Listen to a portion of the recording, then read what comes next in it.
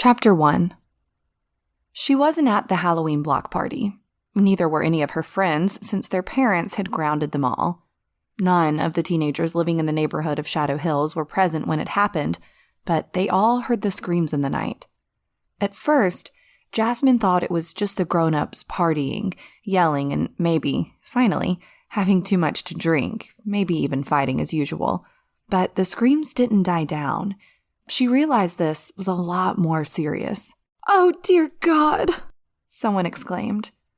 Jasmine looked up from her computer screen, walked to her window, and pulled the curtains aside.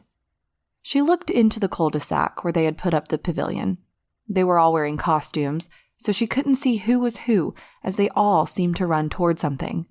A body, lying on the ground in a pool of blood. She could hear people shouting.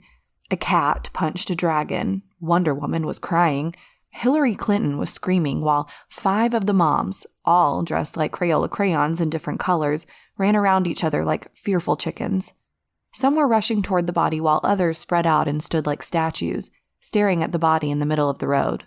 Jasmine felt the hand holding the curtain begin to shake. Tears pressed behind her eyes and she couldn't hold them back. "Robyn," she mumbled and let go of the curtain. She grabbed her phone and looked at it, just as 3 texts appeared on the screen, all saying the same thing. Run. 10 months before the Halloween block party. Saturday afternoon. Chapter 2. I loved my goldfish. I won it at the fair 2 months ago and cared for it deeply. My mom never let me have any pets other than our stupid dog, Renata, whom I didn't care for much. Not since the day she ate my favorite sneakers 10 minutes before I had to head out the door to catch the school bus. The dog wasn't even mine. It belonged to my brother Adrian, who naturally had laughed loudly when Renata had eaten my sneakers. "You should have seen your face, sis," he giggled, holding his stomach. "It was priceless." My brother, like most brothers, could be the most annoying person in the world, and was most of the time.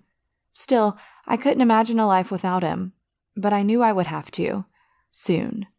Adrian was turning 18 in a few days and only had 6 months left at the high school before he left for college. Only 6 months left here to annoy me. That part I was happy about, but I was going to miss him. Secretly, of course.